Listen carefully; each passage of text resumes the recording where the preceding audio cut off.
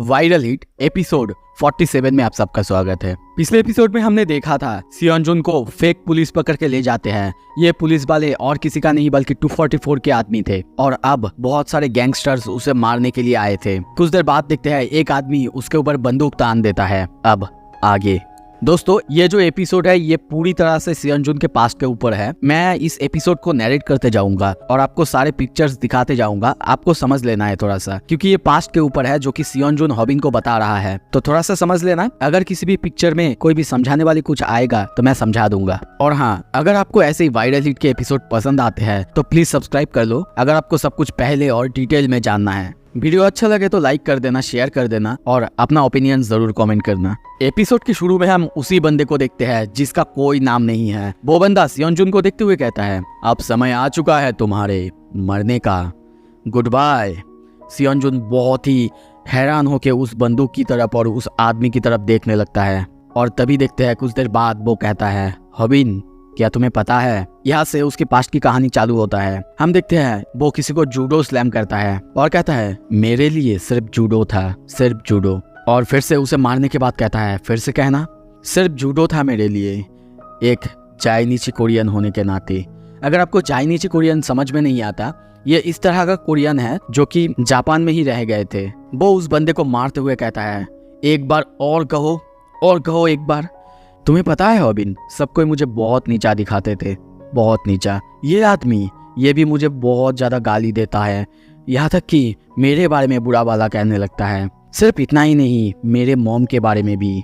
ये मुझे अच्छा नहीं लगा और इसीलिए मैंने इसे मारा था। कुछ देर बाद हम उसे अपने मॉम के साथ देखते हैं जो कि उसे बहुत जोर से मार रही थी, बहुत ज्यादा मार रही थी। इसी वजह से सियोंजुन कहता है, मुझे उस दिन बहुत ज्यादा मार पड़ी, बहुत। पर ऐसा नहीं कि मेरे मॉम अच्छी नहीं थी, वो बहुत अच्छी थी और साथ में वो बहुत ज्यादा ब्यूटीफुल भी थी, बहुत खूबसूरत। और तुम्हें पता है, मेरी मॉम हमेशा रात में काम में जाया करती थी और साथ में बहुत ज्यादा महंगी मेकअप यूज करा करती थी जाते टाइम। वैसे मुझे आइडिया था वो कहाँ जाती थी और क्या करती थी, पर मैंने ये कभी उन्हें जानने नहीं दिया कि मैं जानता हूँ वो क्या काम करती है। हम उसकी मॉम को और उसे खाते हुए देखते हैं। उसकी मॉम पूछती है, तुमने उसे मारा क्यों था? वो कहता है, ऐसे ही मजा आ रहा था। और सोचता है, बिल्कुल मैं ये सब इसीलिए करता हूँ। मैं उन्हें बता नहीं सकता कि मेरे साथ क्या क्या होता है, क्योंकि वो भी मेरे लिए बहुत बहुत ज्यादा काम करती है। वो अगर जी रही है वो भी तो मेरे लिए। मैं कैसे उन्हें बोल सकता हूँ, कैसे उन्हें जानने दे सकता हूँ कि मैं सब कुछ जानता हूँ। पर मेरी मॉम, उन्होंने पता लगा लिया था कि मुझे सब कुछ पता है। तुम्हें पता है, हमारे पास हमेशा पैसों की कमी हुआ करता था। यहाँ तक कि हमारा जो मकान मालिक था वो भी हमेशा पैसे लेने के लिए आया करता था, पर हमारे पास देने के लिए पैसे नहीं थे। मेरे पास जो थे वो सिर्फ जूडो ही थे और इसीलिए सिर्फ मैं जूडो करता था। हम उसे बहुत जोर से एक बंदे को पटकते हुए देखते हैं, वो भी जूडो मैच में। वो कंटिन्यू करता है और कहता है, सिर्फ ये स्किल ही था मेरे पास और कुछ भी नहीं है। तभी देखते हैं उसके जीतने की खुशी में एक बंदा आता है, उसे जकड़ लेता है और कहता है, गुड जॉब सियोंजुन। वो कंटिन्यू करता है और कहता है, मेरे कोच वो बहुत अच्छे आदमी थे, पता है तुम्हें? वो भी मेरे जैसे ही एक चाइनीज कोरियन थे और इसीलिए वो मेरी दर्द को समझते थे। कुछ देर बाद जीत की खुशी में हम उन दोनों को खाना खाते हुए रेस्टोरेंट में देखते हैं। उसकी कोच बहुत ज्यादा खुश है। कुछ देर बाद देखते हैं वो उसे कुछ पैसे देता है जिसे कि सियोंजुन लेने के लिए मना करता है, पर वो बंदा कहता है, ये अपने मॉम को दे देना और कभी अगर कोई तुमसे बड़े तुमको कुछ दे तो उन्हें मना नहीं करते। मैं ये तुम्हें इसीलिए दे रहा हूँ क्योंकि तुम अच्छे से काम कर पाओ, अच्छे से जूडो कर पाओ। तुम्हें पता है ना, मैं पैसों को बहुत ज्यादा पसंद करता हूँ, तो अगर तुम कभी सक्सेसफुल हो जाओ तब मुझे तुम्हें संभालना होगा। सियोंजुन कहता है, मेरे कोच, तुम्हें पता है मैं उन्हें एक फादर फिगर मानता था, बिल्कुल मेरे पापा जैसा। क्योंकि मेरे पापा कौन थे मुझे बिल्कुल नहीं पता था, मेरी मॉम भी नहीं बताती थी। वो रोते रोते अपने कोच को कहता है, मैं बहुत हार्ड काम करूंगा, I will work hard coach. वो दोनों ये सब बातें कर ही रहे थे, तभी उसके कोच के पास किसी का कॉल आता है। कुछ देर बाद हम एक आदमी को देखते हैं जो कि आके उन्हें 10 मिलियन येन ऑफर करता है, लगभग 90,000 USD। पर उसके बदले में सियोंजुन को एक मैच हारना होगा, क्योंकि वो एक ऐसे कंपनी से आते हैं जो कि अपने एथलीट को स्टैब्लिश करने के लिए दूसरों को पैसे देते हैं। सियोंजुन कहता है, तुम्हें पता है ये एक once in a lifetime opportunity है। मैं गरीब था, इतना गरीब कि उससे निकालने के लिए ये मेरे लिए काफ़ी था, बहुत ज़्यादा था। पर इसके बदले में मुझे अपना मैच छोड़ना पड़ता, मुझे हारना पड़ता। पता नहीं मेरा दिल क्यों नहीं मान रहा था। पर तब मेरे कोच ने कहा कि वो सब कुछ मेरे ऊपर छोड़ेंगे, सब कुछ। मैंने उनसे पूछा भी, आपने कहा था ना कि मेरा जूडो आपको पसंद है और आपको खुश करता है, इससे खुशी मिलती है। पर वो कहते हैं मैं जूडो कभी भी कर सकता हूँ, पर इतने पैसे मुझे कभी भी नहीं मिल सकते। यहाँ तक कि मैं जीत जाऊंगा तब भी कोई भी मुझे इतने सारा पैसा नहीं देगा। इसीलिए मुझे डिसीजन लेना ही था। तुम्हें पता है बहुत सारे बिल, जैसे कि इलेक्ट्रिसिटी बिल, वाटर बिल और गैस बिल, सब कुछ मिला के हमारे पास बहुत कुछ था देने के लिए, पर मेरे पास पैसे बिल्कुल नहीं था। आई वंडर कि तुम्हें कभी भी अगर ऐसे डिसीजन लेने पड़े। पर इससे भी ज़्यादा मेरी मॉम, उन्हें कभी काम करना नहीं पड़ता। वो रात में जब आती थी उनकी हालत हमेशा ख़राब होती थी। और तब मैंने उनसे पूछा था कि मॉम आप क्या करेंगी जब आपके पास 10 मिलियन येन होंगे। वो बहुत ज़्यादा खुश हुई थी, पर उन्होंने मुझसे एक बात कही थी कि हाँ पैसे तो होंगे, जो कि सच में बहुत अच्छा होगा, पर पैसों से भी एक चीज़ इम्पोर्टेंट है सियोंजुन। और तब मैंने उनकी बात सुन के उस मैच को रिग नहीं किया, उस मैच को मैंने ही जीता। क्योंकि पैसा मुझे मिल सकता था, पर उससे अच्छा जिंदगी नहीं जिसमें कि मुझे नीचा बन के रहना पड़े, हमेशा खुद पे ही छोटा बन के रहना पड़े। इसीलिए मैंने उस ऑफर को ही ठुकरा दिया, क्योंकि मुझे लगा था डर्टी मनी से मैं कभी भी खुश नहीं हो सकता। और तब मैंने सबसे माफ़ी मांगा, वहाँ पे सबसे माफ़ी मांगा और बोला आई एम सॉरी कि मैंने जीता। मुझे पैसों का लालच दिया गया था, फिर भी मैं इस मैच को जीता। I am so sorry. मैं एक चाइनीज कोरियन हूँ और आपके सामने माफ़ी मांगता हूँ कि मैं यहाँ पे इस मैच में जीता। पर तब मुझे कुछ ऐसा मिला जो कि मैंने सोचा भी नहीं था। वहाँ पे जितने भी लोग थे सब कोई मेरी तारीफ कर रहे थे, सब कोई। वो लोग मेरे लिए बहुत खुश थे। हाँ पता है मुझे 10 मिलियन येन नहीं मिले थे, पर मुझे उससे भी वैल्यूएबल कुछ मिला था। हाँ वैसे इसके वजह से मेरा एक दुश्मन भी बन चुका था, वो दुश्मन जो कि मुझे पैसे देने वाला था। उसके बाद जब मैं कोच के वहाँ पे गया था, मैंने देखा कि सब कोई मेरे लिए बहुत सारे गिफ्ट भेजे थे। यहाँ तक कि मुझे स्पॉन्सरशिप भी मिला था 1 मिलियन येन का।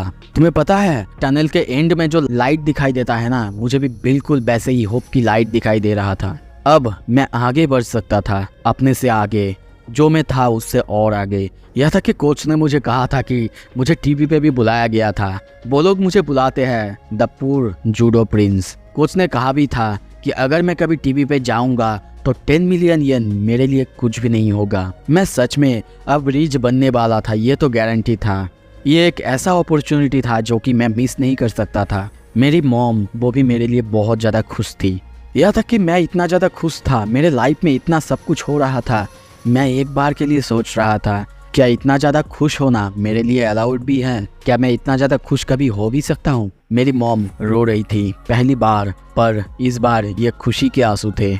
मैंने उनसे कहा भी था कि मॉम आप बस देखना, आपका बेटा अब बहुत जल्दी रिच बनने वाला है, बहुत जल्दी। एक अपॉर्चुनिटी मेरे पास आया था। मैंने डिसाइड किया था कि मैं अब ऐसे और नहीं जीऊँगा। पर इंटरव्यू से पहले मैं अपने नेक्स्ट जूडो मैच के लिए तैयारी कर रहा था, पर तब मैं देखता हूँ कि मॉम का खाना वो रख के गई है। मुझे समझ में नहीं आ रहा था कि मैं उसे देने जाऊँ या फिर नहीं। अगर मैं जाऊँगा तो वो मुझे देखेंगी तो इम्प्रेस तो नहीं होंगी ना। कुछ देर बाद देखते हैं वो अपनी मॉम के लिए खाना देने जाती है।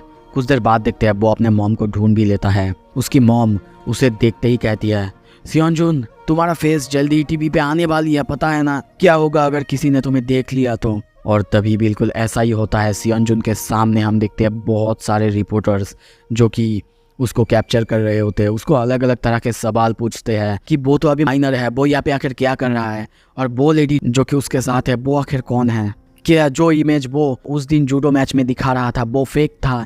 आपको पता है रिपोर्टर्स कैसे होते हैं, वो खा लेते हैं सवाल करते हुए। और तभी सियोंजुन फिर से कहता है हबिन तुम पाकगो से लड़े थे, याद है ना, वो भी अपने मॉम के लिए, अपनी मॉम की भलाई के लिए। इवन इसका मतलब ये था कि तुम्हारे पास जो भी था वो तुम्हें देना पड़े। फिर भी मैं क्या करता बताओ, मैं डर गया था। शायद मेरे पास जो अपॉर्चुनिटी आया था वो भी मैं खो देता, और शायद मुझे ये करना भी नहीं चाहिए था। तुम्हें पता है हबिन मैंने क्या किया?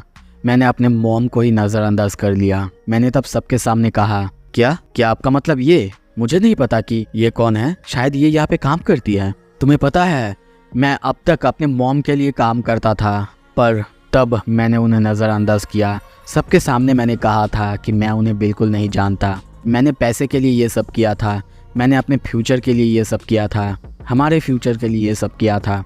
यहाँ पे एक ऐसी मॉम थी जिसकी ज़िंदगी अपने बेटे के अराउंड घूमता था, और एक ऐसा बेटा जो कि अपने फ्यूचर के लिए अपनी मॉम को पीठ दिखा के बाहर से चला आता है। तुम्हें पता है तब मुझे बहुत ज़्यादा गुस्सा आया था, मैं रोया था, मैं चिल्लाया था अपने ऊपर, पर मैं क्या करता। यह था कि कोच ने, उन्होंने भी मुझे बहुत ज़्यादा मारा, बहुत ज़्यादा पीटा। उन्होंने तक मुझसे कहा तुम जूडो करते हो, तुम्हें पता है जूडो में सबसे ज़्यादा ऊपर माँ और बाप को रखा जाता है, क्या तुम एम्बेरस हो अपने मॉम के लिए, क्या तुम्हें शर्म आता है।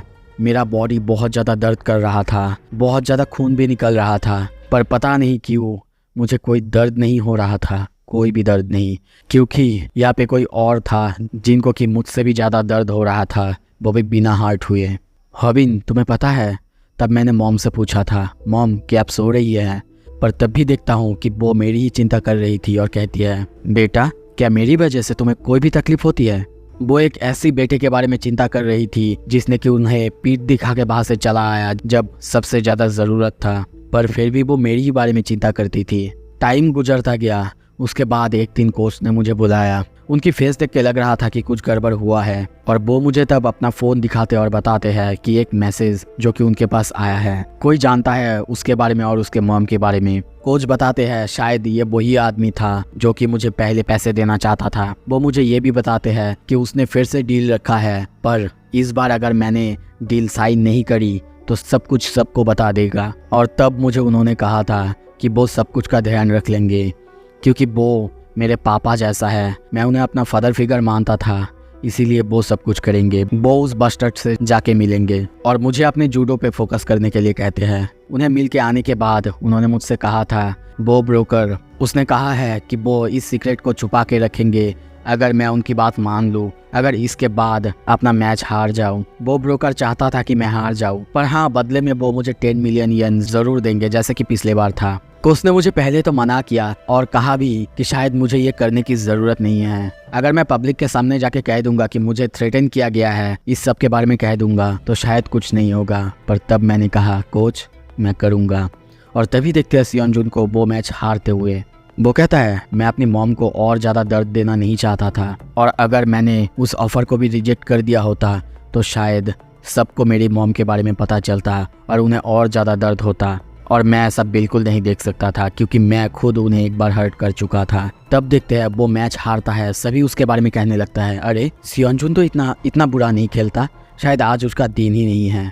कोई कोई तो ऐसा भी कहने लगता है मैं उसे ऐसे पैसे नहीं दे सकता, अगर वो ऐसे लड़ता है तो। बाद में हम देखते हैं पैसे देख के उसकी मॉम बहुत ज़्यादा खुश होती है, अपनी बेटे की अचीवमेंट देख के उसकी मॉम बहुत ज़्यादा खुश होती है। सियोनजुन उनसे कहता है इतने सारे पैसे जूडो से मिला है क्योंकि वो जूडो करने में बहुत अच्छा है। वो कहता है तुम्हें पता है मैंने उनसे झूठ बोला, पर मैंने उनके चेहरे पे हंसी देखी, बहुत ज़्यादा हंसी, और मैं तो यही चाहता था, यही कि वो हंसते रहे। कुछ देर बाद हम उसे और कोच को एक साथ वॉकिंग करते हुए देखते हैं। वो दोनों अपने मैच के बारे में बात करते हैं। उसके कोच उससे माफ़ी मांगता है क्योंकि ये तीसरी बार है, यानी तीसरा मैच जब उसको हारना पड़ा था। उसकी कोच उसे ये भी कहता है आई एम सॉरी तुम्हें मेरे जैसा कोच मिला। पर यह सुन के सियोनजुन कहता है नहीं कोच, मैं हूँ जिसे कि आपको सॉरी कहना चाहिए, मेरे जैसा एक स्टूडेंट मिला जिसकी वजह से मैच फिक्स करना पड़ रहा है। पर मुझे ये पसंद आ रहा है कोच, क्योंकि मेरी मॉम और ज़्यादा रोती नहीं है और पैसों की चिंता नहीं करती है। मुझे पता है पावरलेस जाइनिची कोरियन के बारे में, और अगर आप नहीं होते तो शायद मैं भी एक कोई छोटा सा याकुजा मेंबर बन जाता। तभी हम वहाँ पे एक आदमी को पीटते हुए देखते हैं। पर तुम्हें पता है ये बहुत ज़्यादा अजीब था, बहुत अजीब। जब मैं मॉम को घर में जाके देखता हूँ उनकी हालत बहुत ख़राब थी। हमारे पास बहुत पैसे थे, पर अब मॉम को देख के लग रहा है कि वो सो नहीं पा रही है। मैं उनसे पूछता भी हूँ कि क्या हुआ है, पर वो स्माइल करके बात को टालती थी। पर तब उन्होंने एक बात कहा था, क्या मैं जूडो को छोड़ सकता हूँ? ये सुन के मैं बहुत ज़्यादा हैरान होता हूँ। ऐसा लगता है कि जैसे कि उन्हें कुछ पता था। मैंने उनसे पूछा भी था पर वो मुझे नहीं बताती है। पर तब उनकी चिंता देख के मैंने उनसे कहा था कोई बात नहीं मॉम, अगर आप चाहते हैं तो मैं सब कुछ छोड़ दूंगा, और वैसे भी हमने अब बहुत पैसे बना लिए हैं, लगभग 90 मिलियन येन हमारे पास है, तो चलिए कोई बिजनेस खोलते हैं। वैसे भी आप खाना बनाने में बहुत अच्छे हैं, चलिए हम सोबा रेस्टोरेंट खोलते हैं।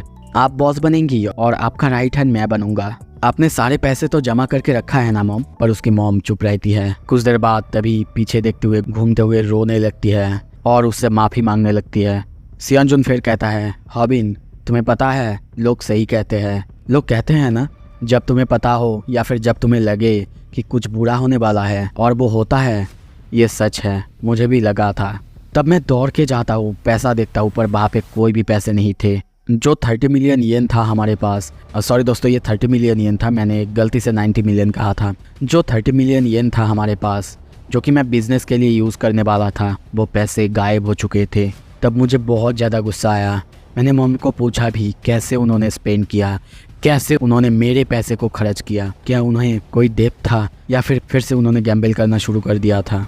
मैंने अपना सब कुछ दे दिया था उन सारे पैसों के पीछे, अपना जूडो दे दिया था जो कि मेरे लिए सब कुछ था। तब मैं अपने मॉम को पकड़ के बहुत ज़्यादा रोया था, उनसे पूछा भी था पर वो कोई जवाब नहीं देती। सीन शिफ्ट होता है, हम बाद में देखते हैं उसी आदमी को यानी ब्रोकर को। कुछ देर बाद सियोंजुन आके उसे उसके चेहरे पे बहुत ज़ोर से पंच मारता है और उससे सब कुछ पूछता है। पर वो बंदा कहता है, किस बारे में बात कर रहे हो तुम? सियोंजुन चिल्ला के कहता है, तुमने मुझे पहले मैच फिक्स करने के लिए पैसे दिए और उसके बाद मेरी मॉम को ब्लैकमेल करने लगे। पर यह सुन के उसने जो कहा वो मुझे तब समझ में नहीं आया था। उसने कहा कि हे सियोंजुन, किस बारे में बात कर रहा है तू? मैं तेरी मॉम को ब्लैकमेल क्यों करूँगा? ओह, अब समझ में आया। मुझे लगता है कि तुझे अपना टाइम यहाँ पे वेस्ट नहीं करना चाहिए। Run you bustard, run. Honestly मुझे लगा कि तुम दोनों एक साथ हो। पता है तुझे लोग क्या कहते हैं? लोग कहते हैं इस दुनिया में किसी के ऊपर विश्वास नहीं करना, किसी के ऊपर। और तभी हम उसके कोच को देखते हैं जो कि इसी रेड लाइट एरिया में 2 लेडीज के साथ है। उसके सामने हम उसकी यानी सियोंजुन के मॉम को देखते हैं।